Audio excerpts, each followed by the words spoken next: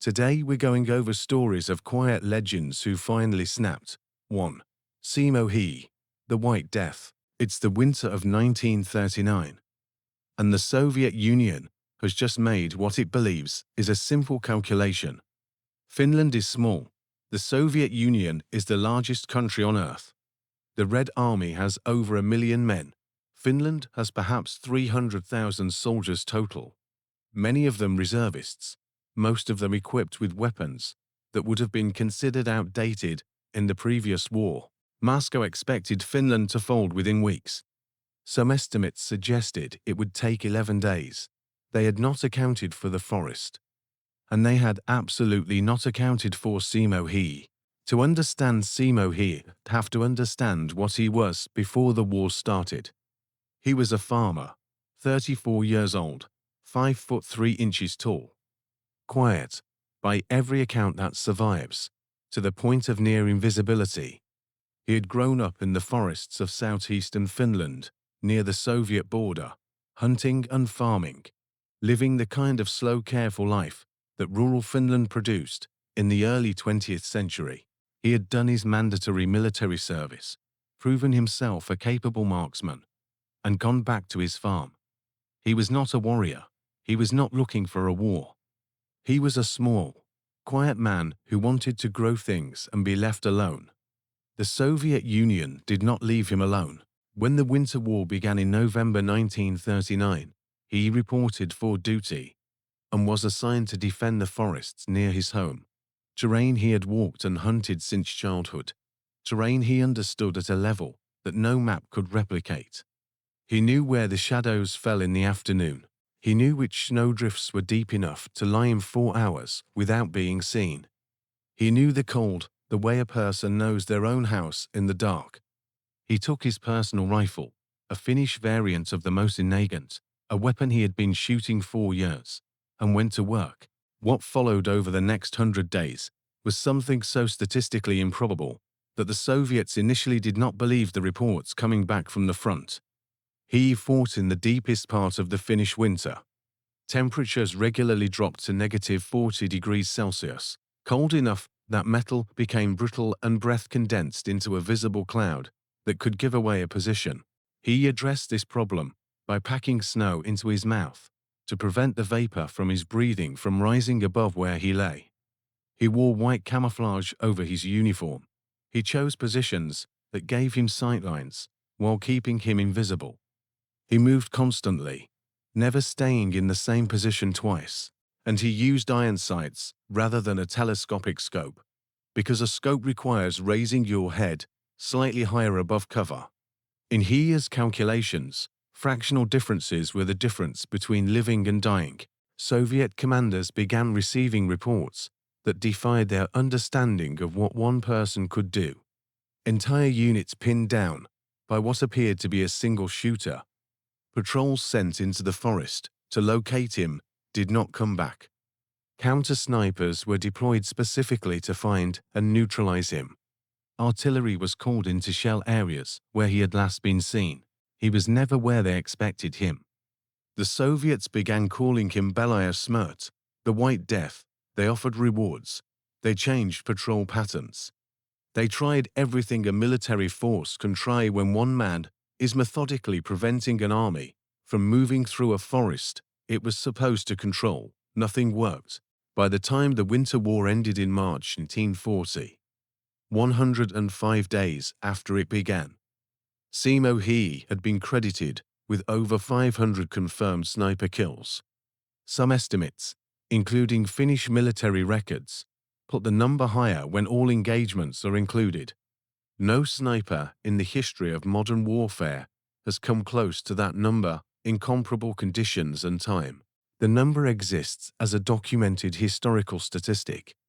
What it represents: one small quiet farmer, in temperatures of -40 degrees, lying in frozen snowdrifts 4 hours at a time, defending the forest he grew up in. That is something the statistic alone cannot fully contain. On March 6, 1940, 9 days before the war ended, a Soviet soldier managed to hit He with a round that struck him in the lower jaw. The men who carried him off the battlefield said the damage was so severe they initially thought he was dead. He was evacuated and fell into a coma. He regained consciousness on March 13, 1940. The same day, Finland signed the peace treaty with the Soviet Union. He had survived the war by 11 days. The same number of days Moscow had estimated it would take to defeat Finland entirely. He spent the next several years in hospitals, undergoing reconstructive surgery. His face was rebuilt, as well as the medicine of the era could manage. He recovered. He went back to farming. He went back to hunting. He lived quietly in the Finnish countryside for decades, giving occasional interviews when journalists and historians made the journey to find him, always modest, always understated, apparently unbothered by his own legend. When asked what he thought about during those 100 days in the forest, whether he felt anything about what he had done, he considered the question carefully. Then he said that he had done what he was told to do as well as he could. He was asked if he had any regrets. He said he wished he had been able to do more. He died in 2002 at the age of 96. Having outlived the Soviet Union itself by over a decade, his grave in Finland is quietly maintained. People leave flowers. Former soldiers leave small tokens. Hunters sometimes leave cartridges. He was a farmer who did not want a war. The war came anyway. And when it did, the small quiet man who packed snow in his mouth and lay in frozen drifts 4 hours to keep his breath from rising showed the largest army on Earth exactly what the forest thought of their 11-day estimate. The forest is still there. It has not changed. It does not keep records. It simply endures. The way he endured, the way Finland endured. Quietly, completely, and for much longer than anyone expected. 2. Audie Murphy, the most decorated soldier in American history. It's January 26, 1945. And a 20-year-old Texan is standing on top of a burning tank destroyer in eastern France. Alone, he has already ordered his men to fall back to the tree line. He is calling artillery strikes so close to his own position that when his commanding officer radios to ask where the German forces are, he replies, "Hold on. I'll let you know when they reach me." This is not the action of a man who has lost his mind under fire. This is Audie Murphy doing what Audie Murphy did, which was, apparently, absolutely everything that military common sense said no single person should attempt. To understand how a 20-year-old ends up alone on a burning tank destroyer, calling in artillery on his own position, you have to understand where he came from. Audie Leon Murphy was born in 1924 in Hunt County, Texas. He was the 7th of 12 children in a large rural family that worked the land and made do with what the land gave them, which in those years, in that part of Texas, was often not very much. He grew up fast. By the time he was a teenager, he had already learned that the world did not offer much in the way of second chances, and that the people who survived it were the ones who kept moving forward, regardless of what was in front of them. That lesson would define the rest of his life. When Pearl Harbor was attacked in December 1941, Murphy went to every military recruiter he could find and tried to enlist. The Army turned him down. He was 16, underweight, and too short by their standards. The Marines turned him down. The paratroopers turned him down. He eventually talked his way into the Army infantry by persuading a recruiter to look the other way on the age requirement. He was so lightweight he fainted during basic training. The Army almost sent him to be a cook. His commanding officer intervened and kept him in the infantry. That intervention changed the course of his life and the historical record of American military service simultaneously. What followed over the next 3 years was a combat record so extensive that summarizing it feels inadequate. He landed in Sicily. He fought through Italy. He landed in southern France in August 1944 and fought north through some of the most brutal terrain warfare of the entire European campaign.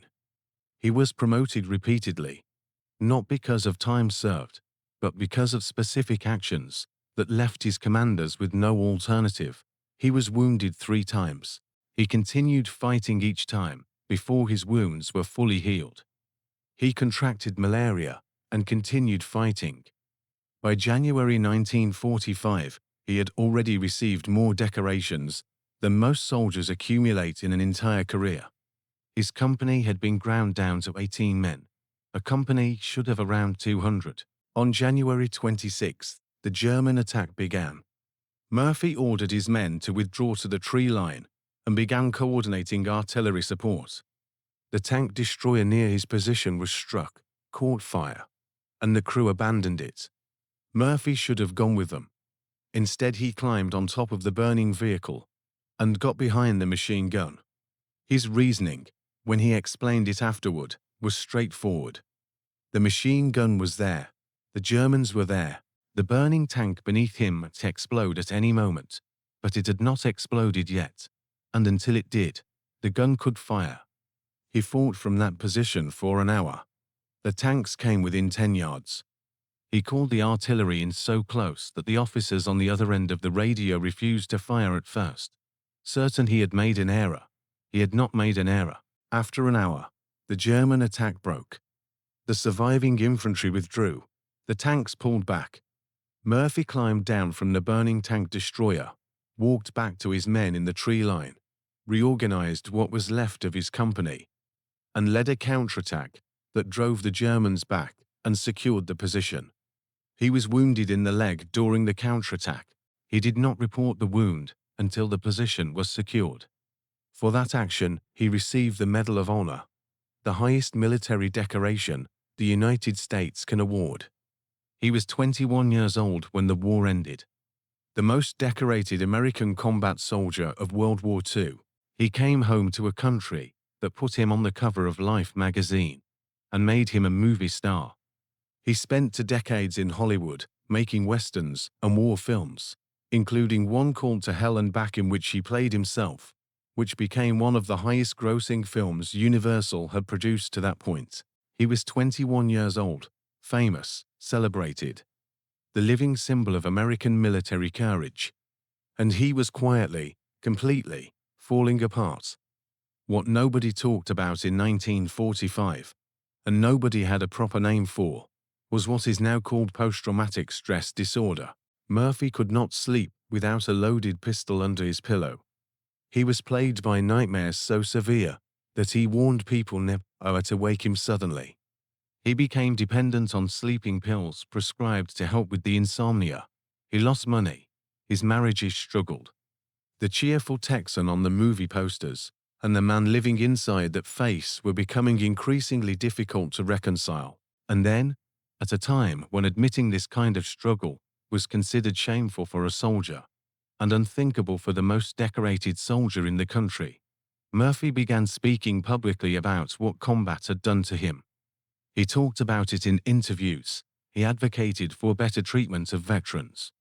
He said the country was good at sending men to war and not very good at helping them come back from it. He was trying to get a veterans rehabilitation center funded when his plane crashed into a fog-covered mountain in Virginia on May 28, 1971. He was 46 years old. He is buried at Arlington National Cemetery, the second most visited grave there after John F. Kennedy. The sharecropper's son, who was too small and too light and too young and too poor for any branch of the military to want him, had become the most decorated American combat soldier in history. And the war that made him a legend was also the thing that never fully let him go. Yogendra Singh Yadav. It's July 4, 1999. A 19-year-old Indian soldier, Yogendra Singh Yadav, has just been shot multiple times on the face of a near-vertical cliff at 16,000 feet in the Kargil Mountains of Kashmir. He keeps climbing, not because he has not registered what has happened to his body, not because he does not understand what the wounds mean. He keeps climbing because someone has to reach the top of this cliff. And right now, he's the only one still moving toward it. To understand what is happening on this cliff, you need to understand what is happening in the Kargil War. In the spring of 1999, Pakistani soldiers had crossed the line of control, the de facto border between India and Pakistan in Kashmir. and occupied a series of strategic peaks and ridgelines in the Kargil district. They had done it quietly during winter, while the high-altitude positions were unoccupied due to the extreme cold, digging in and fortifying positions that gave them commanding views over the only road connecting the Kashmir Valley to the Ladakh region. India's response was Operation Vijay. The mission, retake every occupied peak. Tiger Hill was the most important of them.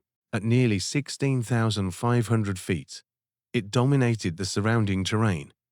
Taking it back required climbing it, under fire. At night, Grenadier Yogendra Singh Yadav was part of 18 grenadiers, assigned to the assault on Tiger Hill. He volunteered to be part of the lead team. The men who would go first, climb first, be seen first, be shot at first. The logic of volunteering for this position is a specific kind of logic that most people will never have to understand. Someone has to go first. The men who volunteer are not indifferent to the danger. They understand it completely. They go anyway. Yadav was 19 years old. He understood completely. He volunteered anyway. The assault team began climbing Tiger Hill the early hours of July 4th. The cliff face was nearly vertical in sections, ice-covered, the handholds limited, and the footing unreliable in the dark. The Pakistani defenders above them knew they were coming. As the team climbed, fire opened from above. The first burst killed the team's commander and 2 other soldiers. They fell. The assault was seconds old, and the leader was gone. The team was leaderless on an ice-covered cliff at 16,000 feet in the dark, with fire coming from above. At this point, every rational instinct available to a human being was pointing in exactly one direction, down. Yadav went up. He was shot in the groin. He kept climbing. He was shot in both legs. He kept climbing. He was shot multiple times in the arm. He kept climbing. There is no framework within ordinary human experience that adequately explains what this requires of a body and the mind simultaneously. The body is sending every signal it has. The mind is overriding every one of them. One handhold, then the next, then the next. The summit still above him, the cliff still beneath him. The shot still coming, and Yadav still going up. He reached the top of the cliff, still under fire. Still bleeding from multiple wounds, he attacked the Pakistani bunker directly and cleared it, an action that opened the way for the rest of his unit to complete the climb and assault the remaining positions on Tiger Hill. The peak was retaken. When Indian Army doctors examined Yadav after the battle, they found he had been shot 15 times, 15 separate wounds. He had climbed an ice-covered cliff face at 16,000 feet, reached the top, and cleared a defended position, and he was 19 years old. For what he did on that mountain, Yogendra Singh Yadav received his country's highest recognition. He was 19 years old. He stood in a ceremony surrounded by his family, his fellow soldiers, and the officials who had come to honor him. And in that room, on that day, the quiet young man from a small town in Uttar Pradesh received something that very few people in the history of his country had ever received. He went home. He continued his life. He kept serving. And the mountain he had climbed was still there, unchanged, indifferent, exactly as steep and exactly as cold as it had been on the night he decided to keep going. He once said in an interview that he did not think about being shot while he was climbing. He said that when you are in that moment, there is only the next handhold and the next. That thinking about the pain or the danger or the probability of survival are a luxury you cannot afford when you are the one who has to go first. Someone had to go first. He went.